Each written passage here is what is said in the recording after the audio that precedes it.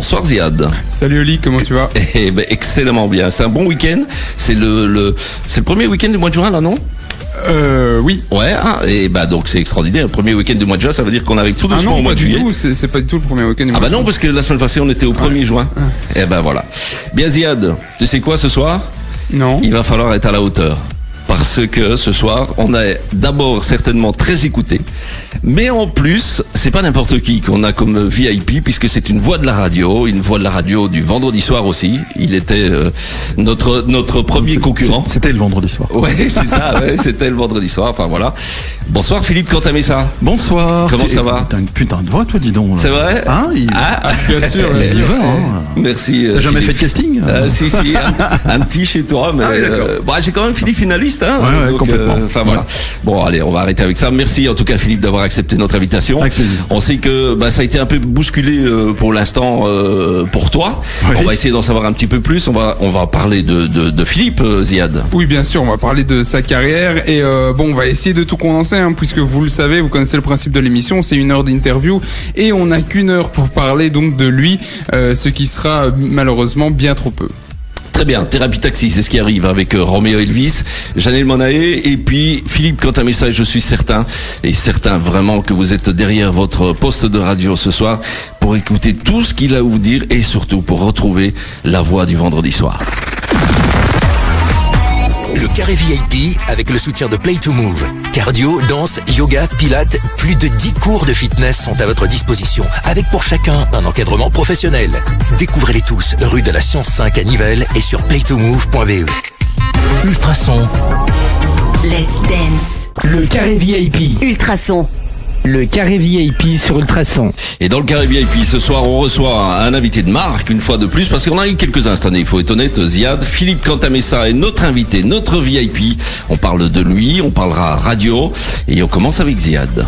On va pas commencer par l'actualité, c'est-à-dire que Philippe Cantamessa, vous étiez connu pour être Monsieur Love. Ouais. Malheureusement pour vous, il faut lui dire ça au tu peux passé. te couper? Oui, vas-y. On peut se tutoyer, c'est plus sympa. Ok. Alors ça marche. Ok, d'accord. C'est bon. C'est par respect de l'invité. Non, mais le respect, il l'a quand même. Oui, bien sûr. Donc Philippe, tu es reconnu comme étant Monsieur Love sans nostalgie. Donc ça, on va l'évoquer par après. Mais ce que j'aimerais le bout par lequel j'aimerais commencer, c'est le fait que donc tu es animateur radio, quoi qu'il arrive. Ouais. Et j'aimerais savoir comment est-ce que tu l'es devenu. Ouais. Je pense que dans la plupart du temps dans ce métier, je veux dire, on l'est tout petit, parce que j'étais tout petit malgré l'apparence. Donc je veux dire, quand j'avais 10 ans, moi j'écoutais par exemple André Torrent pour le hit parade. Voilà, et donc j'avais un petit manche-disque, un petit micro en plastique de vin, et je faisais le classement. Donc voilà, ça a commencé comme ça. Et puis il y a eu des petites radios. On a créé une radio qui s'appelait Radio Chénière, pour ceux qui écoutent et qui connaissent, une toute petite radio de village qui passait dans 3 rues.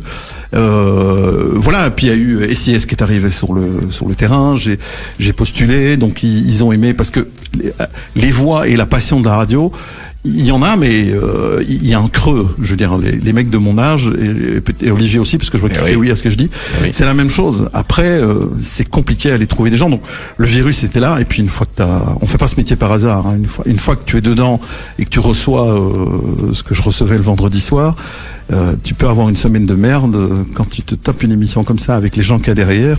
C'est un shoot, quoi. C'est génial. Et pour les auditeurs qui te découvrent, alors donc parce que Oli, c'est un féru de radio, il pourrait sans doute retracer la carrière presque aussi bien que toi, mais pour les gens qui te découvrent, quel a été ton parcours?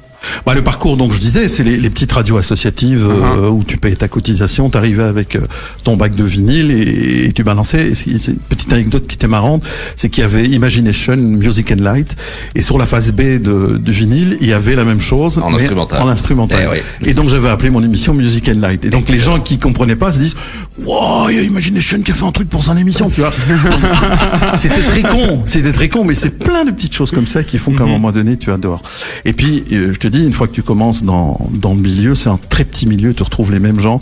SIS, il y en a plein qui sont à la RTBF pour le moment, encore d'ailleurs maintenant. Une fois que tu commences à monter un petit peu dans l'importance de la radio, t'es parti jusqu'à la fin des temps. Enfin, sauf pour moi il y a 2 mois, mais un contexte d'ailleurs qui n'existe plus vraiment d'ailleurs. Non, c'est compliqué maintenant. Nous, on faisait, enfin, j'ai arrêté de dire nous, mais Nostalgie faisait un casting chaque année. On peut le dire ou pas? Ouais, bah oui. Voilà. Ouais. Olivier était à ce casting l'année passée. L'année dernière. Oui, Ouais. il était dans les finalistes d'ailleurs. On aimait beaucoup son timbre de voix. Merci. Et là, on recevait 180 candidatures à peu près. Il y en a une douzaine qui venaient pour une journée.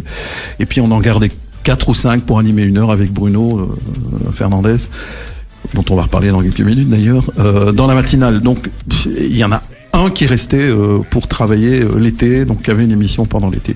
Donc c'est vraiment hyper difficile. Et il y a même des écoles de radio qui se font sur le côté, mais malgré tout, tu peux être attiré autant que tu veux si tu n'as pas le minimum en toi qui fait que c'est pour toi, que tu as une voix, que tu sais raconter les choses, que tu joues pas à l'animateur. Je transpire comme un bœuf. Voilà, ça ne marchera pas. Tu peux le faire tant que tu veux. Alors Philippe, il est impossible de parler de toi sans évoquer évidemment Nostalgie. Hein. C'était tous les vendredis soirs dans Nostalgie Love. Il y a quand même des souvenirs énormes de cette période-là. Alors avant Nostalgie Love, on en parlait aux antennes, c'était les petits matins. Ouais, c'est les ça, shows matins, avec Bruno, les shows matins, Ouais. avec Bruno Fernandez, qu'on aura normalement tout à l'heure au téléphone. Ouais. Voilà, ça a été une période extraordinaire, ça quand même. Ça, c'était terrible. C'était une période des plus fatigantes. Et Bruno, je lui tire mon chapeau parce que lui, il continue encore à le faire maintenant. Oui, et 1 heure en plus d'ailleurs. Avec Ingrid Franzen, 1 heure en plus à 5 heures. Donc moi, j'habitais à l'époque, donc c'était 3h30 debout pour arriver là-bas vers 4h30, 5h moins quart. Allez, 5 heures quand tout va bien. Mais j'étais tellement féru que je partais pas de la radio avant 16h, 17h, parce que j'ai jamais eu l'impression d'aller travailler. Quand j'étais à la radio.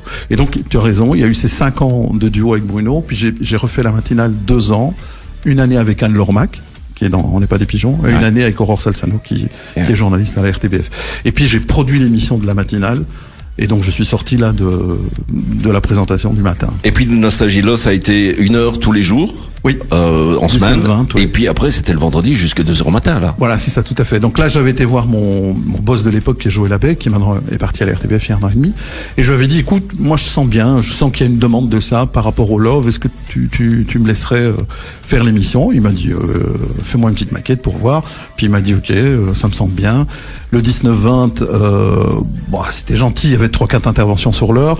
Par contre, le vendredi, il y a une communauté qui a commencé à se créer et on se retrouvait, mais moi, je me prenais au jeu, je me retrouvais après une semaine de malade, je me retrouvais, je sais pas, c'était une espèce de ressourcement, ça fait un peu gourou ce que je raconte, mais...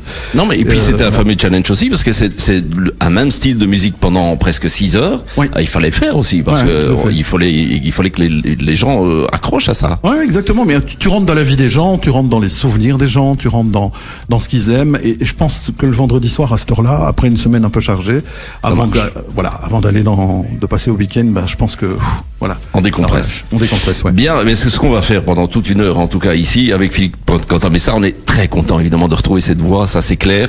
Je suis sûr que derrière votre radio ou votre ordinateur, puisqu'il y en a qui nous écoutent beaucoup sur le web ce soir. Je peux citer 2-3 noms? Ouais, bien sûr, vas-y. Il y a Jacques, que je salue. Salut Jacques. Bonjour Jacques. Il y a Daniel, il y a Philippe, il y a Laurent, il y a Rita, il y a Joël, il y a Véronique, il y a mon amoureuse qui s'appelle Véronique, que j'embrasse, il y a Marine, il y a une autre Marine, donc voilà, il y a plein de monde qui sont derrière. Excellent. Qui est derrière, pardon, il y a Jean-François, il y a Patrick, enfin voilà, on va peut-être tous les citer, sinon rien jusqu'à demain. Ouais, c'est ça, on fera une émission spéciale sur tous ceux qui ont écouté l'émission. Bien, on retrouve Philippe Quentin-Messard dans quelques instants, David Guetta, c'est ce qui arrive, et Vianney, juste après, Fils à Papa. Et on va parler d'un exercice de style un peu spécial, et c'est celui de l'interview. C'est ce qu'on est en train de faire là actuellement, Philippe. Ouais. Et vous étiez un spécialiste pour interviewer les artistes de tout genre. Alors, quel était votre secret? Ou quel est votre secret? Parce qu'on peut toujours parler au présent. Alors, déjà, on dit quel était ton secret, pas votre secret. Je te taquine. Pardon. Non, mais en fait, je crois qu'il n'y a pas de secret. On en revient à ce que je disais tout à l'heure pour le métier d'animateur. Je veux dire, t'es fait pour ça ou t'es pas fait pour ça. Je suis quelqu'un d'apparence un peu rébarbative. T'as pas trop envie de venir me parler au départ si je discute pas avec toi et que je suis dans un coin. Le look, tout ça. Mais en même temps, c'est une forme de timidité. C'est une timidité. Et derrière se cache une grande curiosité humaine. J'aime les gens, malgré tout, sauf les gros cons, il y en a quand même quelques-uns. Je tairai les noms. Peut-être en fin d'émission. Écoute, là, on aura un scoop en fin d'émission. Restez brochés. Ce sera pas un scoop parce que c'est connu. Et donc voilà. Donc quand on faisait les interviews à deux avec Bruno, par exemple, on travaillait beaucoup sur l'interview et sur la personne qui était là. Et le but est dans les 10 premières minutes, ce qu'on appelle la zone verte, de capter l'attention de l'autre et de lui donner confiance en nous. Et puis je l'ai fait tout seul par après. Et si tu réussis ça, voilà, c'est cool parce que tu peux aller loin. Et je vais juste faire une référence en télé que je regardais régulièrement et je m'inspirais beaucoup de ça. C'était Thé au café. Je sais pas si vous connaissez l'émission. Oui, c'est sur France 2 ça. Oui, avec Catherine Sellac. Elle était juste fantastique dans son style d'émission, dans son style d'interview. C'était toujours un petit peu décalé, aller chercher la chose un petit peu différente. Voilà, je me suis inspiré beaucoup de ça. Et puis, à force voilà, tu crées ton propre style. Ça veut dire qu'on privilégie la relation sur le contenu, en espérant que la relation amène forcément du contenu. Ah oui, il y a des fois où ça marche pas. Un gars comme Obispo, ça n'a jamais fonctionné avec moi. Par exemple, je l'ai fait 2 fois. Il a peur des journalistes et donc il préfère être rébarbatif et donc ça marchait pas trop avec lui. Mais c'est pratiquement le seul. Tous les autres, ça a fonctionné. Et puis, faut savoir une chose, c'est que la plupart des artistes français, notamment, ont peur des journalistes parce que les questions en France sont toujours voilà. Et puis il faut dire que le mec qui fait une promo pendant 2 jours se retrouver dans toutes les radios ou dans la presse écrite avec les mêmes questions. Tiens, le duo machin, tiens le truc. Le mec, c'est lourd. Il est répétitif. Donc tu essayes de sortir de là tout en parlant quand même de son actualité, quoi. Et on sent quand on arrive à aller sur un chemin, qu'on sent qu'il est plus dans réciter un texte, mais dans de l'improvisation et dans une certaine honnêteté. Oui, par exemple, Patricia Cass, par exemple, qui sortait d'une période un peu difficile personnelle. Je me rappelle, pour son album, c'était il y a 1 an, je crois. On est tous les deux dans le petit studio, et tu te retrouves les yeux dans les yeux à un moment donné, et t'es dans une, ma chérie, c'était juste les yeux, si tu écoutes. Et là, tu sens que la personnalité devant toi t'a accepté et donc tu es en plein dedans. C'est plus difficile à monter derrière l'interview parce que il faut les recouper, recoller, machin, etc. Mais quand t'arrives à capter cette attention-là, l'interview, elle est top, quoi. Alors on l'a vu et encore aujourd'hui, il y a énormément de mouvements dans les radios pour l'instant. Encore, on vient d'avoir des infos sur Benjamin Maréchal qui arrive dans les pigeons. Ça bouge beaucoup, ça change. Il y a des départs, on quitte les groupes. Par d'Olivier Desrois aussi. Et Olivier Desrois qui passe sur Vivacité. Tu en penses quoi, toi, de ces évolutions de la radio, ces changements? Alors on a tous envie évidemment de monter, ça c'est clair. On va plus parler de changement que d'évolution parce que pour le moment, dans les 2 gros groupes, RTL et RTB, c'est la même agence externe qui a fait la même analyse il y a quelques temps, il y a 1 an ou 2. Il y avait 2 pistes. Il y avait soit leur maniement interne, ce qu'est en train de faire la RTBF, avec notamment ils vont quitter le système pyramidal et ils vont aller vers l'holacratie. Et RTL qui a pris l'autre voie le plan Renault, donc de dégager toute une série de personnes. Licenciés. Stéphane Rosenblatt qui est parti. Eric Adelbrecht qui fait d'autres choses. Donc il y a plein de noms qui sont en train de bouger, de changer pour le moment. C'est très difficile dans les médias. Et puis alors au milieu des 2 gros paquebots qui sont en train de se faire remettre en couleur, tu as le petit bateau de plaisance de Nostalgie Énergie chez FM qui passe entre les 2 monstres et qui tire super bien son épingle du jeu puisqu'ils sont quand même à plus de 15% de part de marché. Ils sont deuxième radio. Ils sont devant Bell et devant Contact. Oui, voilà, c'est ça. Donc ils ont bien monté sur les derniers sondages. Nostalgie a super été, enfin, Énergie peut-être un peu moins, mais Nostalgie a été bien payé. Est-ce que tu regrettes la partie radio dans le temps où il y avait plus de liberté justement par rapport à ça? Alors, c'est regrettable maintenant ça? Ouais, moi je trouve ça regrettable et en même temps j'ai eu du bol parce que dans l'émission Love dont on parlait le vendredi soir, on a des programmateurs qui font la programmation musicale et ça a été un long discours avec Jean-François Potier en l'occurrence qui est de musique de Nostalgie, de dire allez, fais-moi confiance, laisse-moi faire ma programmation musicale et laisse-moi changer par rapport à ce que la demande des gens qui écoutaient, etc. Et donc il a fini par accepter et je pense que ça a été un détonateur positif, le fait de pas de langue de bois, on parle comme dans la vie, On a des coups de gueule, on envoie des coups de gueule, on reste respectueux quand même, on est parfois un peu borderline, mais on refait de la radio comme avant. Et ça, c'est excitant. Alors quand on regarde ça de l'extérieur, c'est ma dernière question avant de refaire une pause musicale, mais on a l'impression que tous les animateurs font partie d'une grande famille. Est-ce que c'est vraiment... alors c'est évidemment difficile de répondre à ça, mais... Est-ce que c'est vraiment une grande famille dans les radios? Bien sûr que non. non, mais bien sûr que non. Ça me fait rire parce que j'en parlais encore avec un responsable d'une chaîne il y a quelques heures qui me disait exactement la même chose. Il me disait, c'est pas une famille. Non, on peut avoir des amis. Faut arrêter de déconner et de prendre les gens pour des cons. Je veux dire, à la radio, c'est comme dans la vie. Comme dans n'importe quel domaine. Mais bien sûr, t'es ami avec quelqu'un, et c'est pas parce qu'on bosse ensemble qu'on est obligé d'être amis. On est juste respectueux les uns envers les autres, mais c'est pas une famille du tout. Mais c'est l'image qu'on veut faire passer. Ouais. Je trouve ça con, mais bon, voilà. Très bien. Allez, un petit coup de pub, Philippe, pour se calmer un petit peu. D'accord. Et puis on donnera des noms. Ouais, avant ça, Daddy Yankee, c'est ce qui arrive sur Ultrason. Et puis on retrouve Philippe Cantamessa dans quelques minutes. Le carré VIP avec le soutien de Play to Move. Cardio, danse, yoga, pilates, plus de 10 cours de fitness sont à votre disposition, avec pour chacun un encadrement professionnel. Découvrez-les tous, rue de la Science 5 à Nivelles et sur playtomove.be. Jusqu'à 21h, débutez votre week-end avec le carré VIP. Le carré VIP. Le carré VIP. Sur Ultrason. Et dans le carré VIP ce soir, c'est le retour de Philippe Cantamessa dans le carré VIP sur Ultrason et avec Ziad pour la suite des questions. Alors Philippe, parlons maintenant du présent. Alors il y a quelques semaines, tu as été, on va dire viré, on va dire les mots, on va dire comme ils sont, de nostalgie. On n'est pas obligé de reparler de cet épisode-là parce que moi, ce qui m'intéresse, c'est de savoir ce que tu fais maintenant et quels sont tes projets. Alors, d'abord, il m'a fallu 3 semaines, un mois pour me remettre de ce choc émotionnel. Oui, parce que ça arrivait vraiment très soudainement. Oui, c'est-à-dire qu'il y avait des tensions, on va sans rentrer dans les détails, et puis voilà, la manière et la façon, c'est ce qui m'a le plus blessé. Voilà, ça a été brusque, ça a été réglé en un quart d'heure. On va reprendre tes clés, retourne chez toi et va manger. Voilà, derrière ça, maintenant, ce que je fais, j'ai postulé, j'ai rencontré des gens, que ce soit à l'RTB ou à RTL ou dans d'autres réseaux aussi. On discute, on en est qu'au stade des discussions. J'ai remarqué aussi que j'avais une réputation, puisque ça fait 20 ans que j'étais sur Nostar, une réputation un peu de chieur, de râleur, de caractère pas facile. Donc voilà, ça me fait du bien de rencontrer les responsables et de leur expliquer qu'en fait, oui, mais voilà, d'expliquer pourquoi. Donc ça, c'est plus simple. Et alors, à 3-4, on a un petit projet, donc je vais peut-être pas trop parler maintenant, mais qui a un rapport avec la radio. Est-ce que c'est aussi une manière est-ce que c'est un mal pour un bien à certains moments, mais est-ce que c'est une manière de découvrir des nouveautés, est-ce que de faire des nouvelles rencontres, est-ce que ça apporte de voir un changement de carrière, quel que ce soit dans la radio ou n'importe quel job, est-ce que c'est une manière de redécouvrir un peu de nouvelles choses? Oui, ça c'est vrai, parce que humainement, alors t'as la phrase type très zen moine bouddhiste qui dit oui mais c'est pour mieux rebondir, t'as une jolie voix, t'es un pro. En attendant, ça fait quand même 9 semaines et j'ai eu aucune proposition concrète pour le moment. C'est pour ça que je parle avec pas mal de monde pour un peu décompresser tout ça. Mais ce que tu dis est très vrai parce que du coup, j'ai revu, ma femme m'a dit il y a peu de temps, c'est dingue, t'as jamais eu autant de lunch à midi depuis que tu ne travailles plus.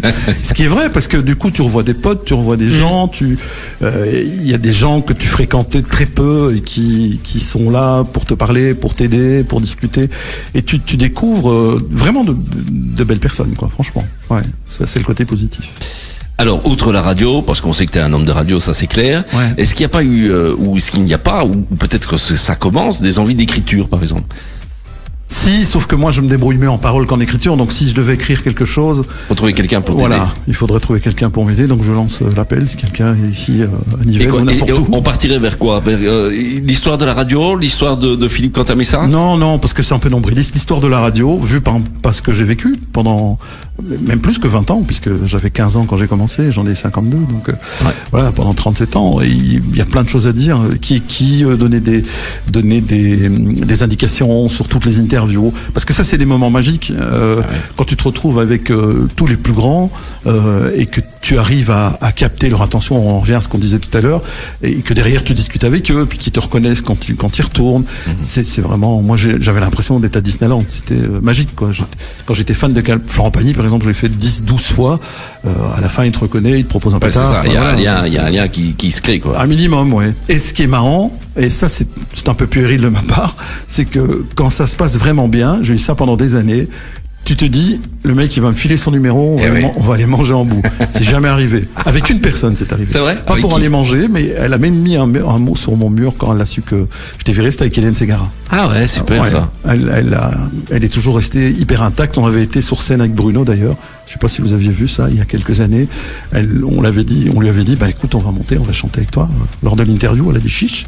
Mais vous venez saper comme des princes, qu'elle me dit. Je dis ok. Et on a été déguisés en roi mage et on est monté sur scène et on a chanté avec elle et c'était.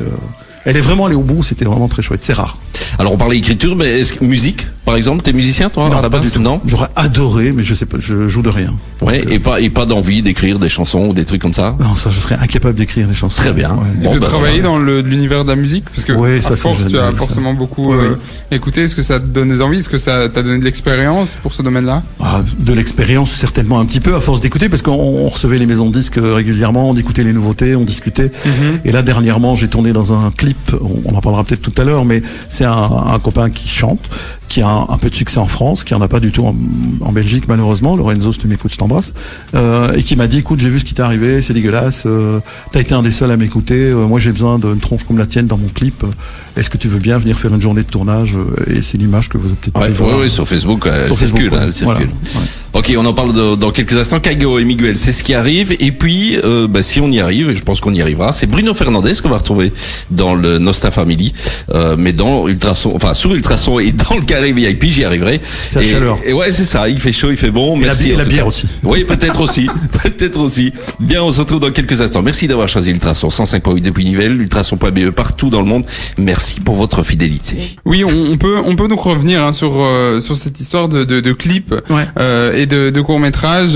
Donc avec Lorenzo, un artiste. Oui, on peut, mais en France, enfin qui est plus connu en France qu'en Belgique. Moi, je suis un peu perturbé parce que j'ai un retour. Toutes mes excuses.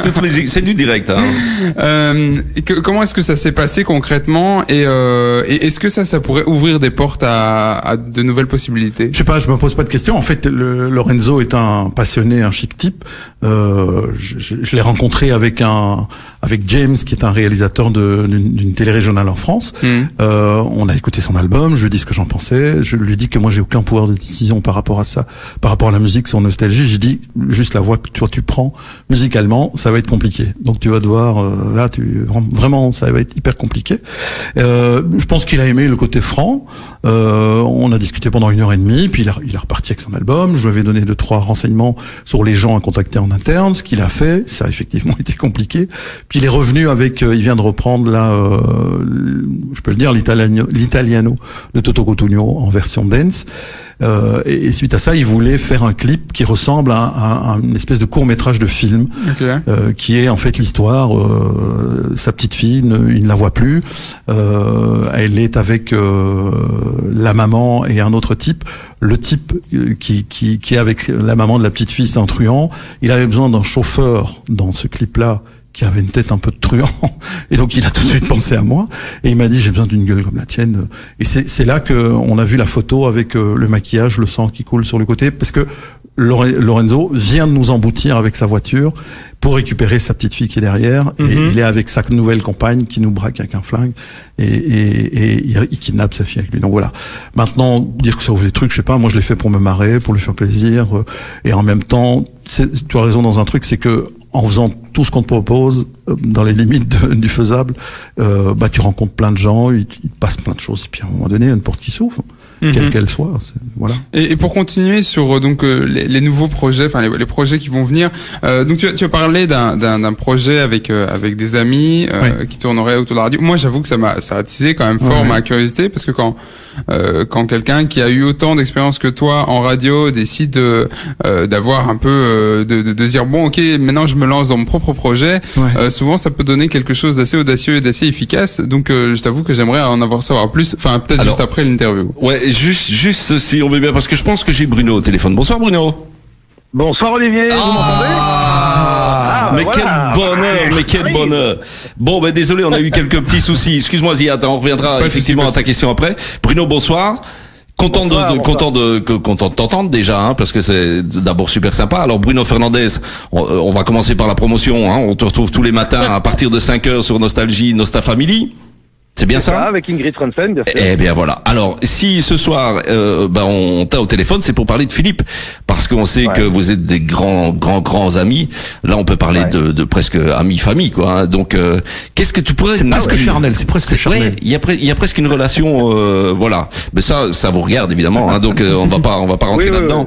Mais qu'est-ce qu'on peut dire sur Philippe Cantamessa finalement? Ce qu'on peut dire, vous m'entendez toujours, ouais? Très bien.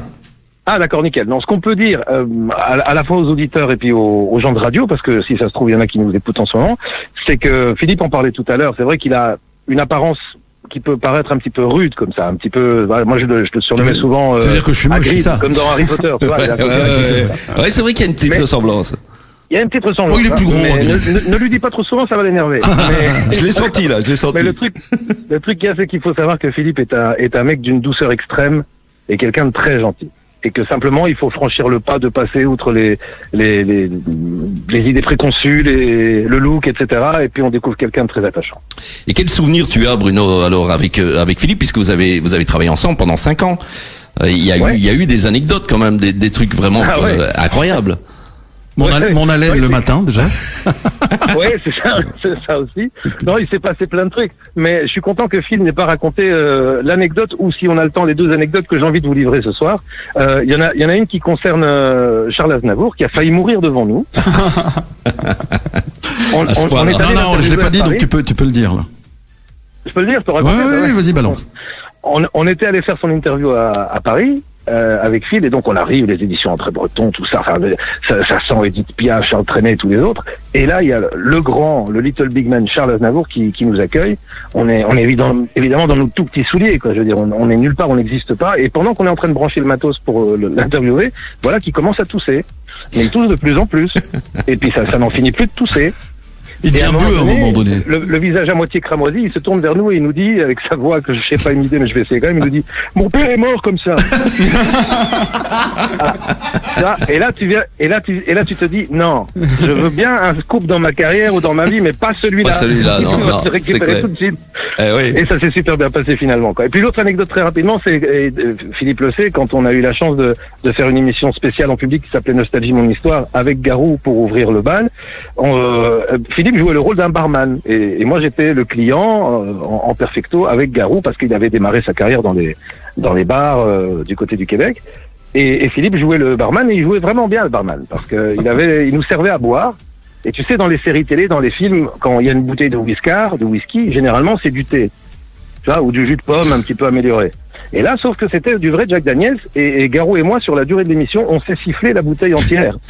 Ce qui fait que moi j'étais très content que l'émission se termine parce que je tenais plus sur mes quilles, je savais plus comment je m'appelais. Et ça c'est grâce à Philippe tout ça. Et sa dernière chanson c'était limite, hein. Le mec il trouvait plus ses paroles. Wow. Et ça continuait dans les loges, hein, sans vouloir balancer sur Garou parce que il a une descente, c'est abominable. Il doit tenir ça pour avoir la voix, j'imagine. Non mais lui il a un régime de champion du monde, c'est sûr. Quoi.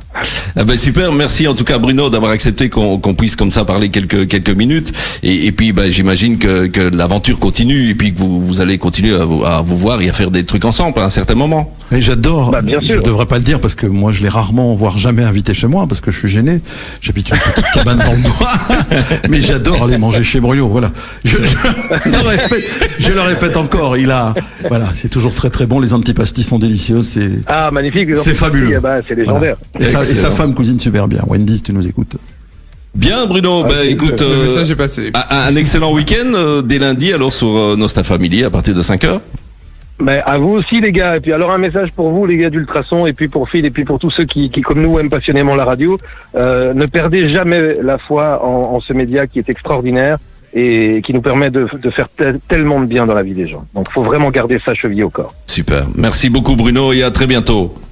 À très bientôt, merci beaucoup, bonsoir. Bien, on se retrouve nous dans quelques instants après Imagine Dragon pour la fin déjà de l'émission, la fin du Carré VIP avec Philippe Cantamessa. On est toujours évidemment dans le Carré VIP qui est consacré à notre VIP ce soir, c'est-à-dire Philippe Cantamessa qui est avec nous jusqu'à 20h et ça se termine tout doucement Philippe, ça va vite quand même une heure. Ça passe trop vite. Eh oui. Il faudra qu'on remette ça. Avec Il y plaisir. a encore plein de trucs à raconter, je suis sûr. Bien, Ziad, on revient. Alors là, 1000 excuses, mais il y avait une priorité qu'on ne pouvait pas lâcher. Et donc, on revient sur la question que tu avais posée à Philippe. Ça, c'est toujours les instants du direct, donc il faut toujours laisser place au direct le maximum possible. Et puis, on a géré. Oui, quand bien même, sûr, bien sûr. Comme d'hab. Et donc, pour revenir au projet que tu nous as dévoilé il y a quelques minutes, il y en avait un où tu parlais d'un projet radio avec des amis.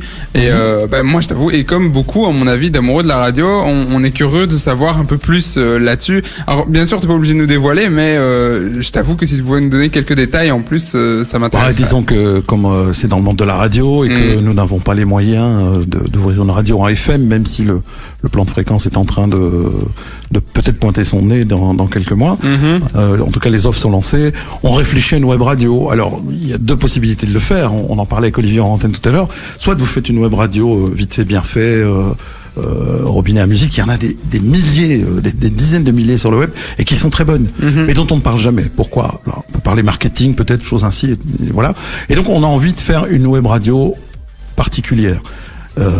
Particulière comment? C'est-à-dire enlever les barrières qui peuvent embêter à un moment donné. Par exemple, dans une tranche comme le 6-9, il n'y a que des niveaux 1 qui passent pratiquement, donc c'est toujours le même type de gros tube qu'on retrouve. En même temps, je pense que ça agace un peu la fanbase qui écoute et qui se dit encore lui, tiens, c'est bizarre, il me semble que je l'ai entendu il y a 2 semaines ou il y a 3 semaines. Donc c'est ouvrir les vannes d'une web radio avec et enlever toutes les contraintes des grosses radios. Donc on en revient un petit peu aux radios de départ. Et les 3 personnes qui sont avec moi sont des professionnels du milieu. Et si, et je ne devrais pas mettre si, mais quand ça va se lancer, moi j'y crois très fort. Donc voilà. Mais sans vouloir lancer le débat, est-ce que des plateformes comme YouTube peuvent servir de plateforme justement pour la radio? Parce que certains qui font des podcasts, juste en se filmant, finalement, font plus de la radio que de la télé. Exactement. Mais je pense que il faut d'abord installer la radio, le nom de la radio, le format musical, ce qu'on va y faire. Je pense que dans un premier temps, elle ne fonctionnera que les week-ends, donc du vendredi 16h au dimanche minuit. Pourquoi? Parce que sinon c'est robinet à musique et ça, il y a tellement de bonnes choses qui se font déjà. Susciter l'envie de retrouver peut-être cette tranche-là, faire des tranches fortes pendant le week-end et puis alors après passer vers les chaînes dont tu parlais, donc YouTube, etc. Une fois que la radio sera un petit peu installée. Et aussi redonner peut-être un rôle à l'animateur qui est presque maintenant plus présentateur qu'animateur, non? Ça c'est clair, quand on demande de répéter, et je peux comprendre, de répéter le nom de la radio dans toutes tes interventions, en donnant l'heure toutes les 5 minutes quand tu es dans le 6-9, et c'est normal parce que ça fait partie d'automatisme. Quand les gens écoutent une matinale, un 6-9, et qu'ils entendent telle séquence, tout de suite, il va être temps que j'y aille là pour le boulot parce que c'est juste après. Donc voilà. En même temps, ça devient un peu chiant, je trouve, et donc enlever ces barrières-là tout en ayant des légers garde-fous peut peut-être redonner un peu d'oxygène, et je pense que la FM est en train de se terminer dans quelques années, ça risque de foutre le camp, soit pour le DAB, soit pour le web. Et moi, je crois très fort au web. Donc, il va se passer plein de choses là. Très bien, donc si vous êtes fan de Philippe Cantamessa, sachez qu'il y a grande chance qu'on retrouve sa voix très très très bientôt. On pourra t'inviter d'ailleurs. Écoute, j'espère, ce sera avec plaisir. Je viendrai répondre aux questions. Exactement.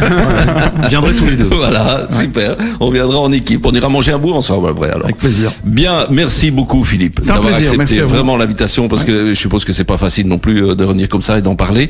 Mais là, vraiment, d'autant plus que tu as lancé l'invitation très vite après que j'ai. Ah oui. C'est genre 15 jours après. Ah ouais, je te voulais. Donc ça, quand je veux quelque chose, en général, j'essaye de l'avoir. Merci beaucoup en tout cas d'avoir joué le jeu. Et puis bonne continuation et on se tient au courant de toute façon. À très vite, ouais.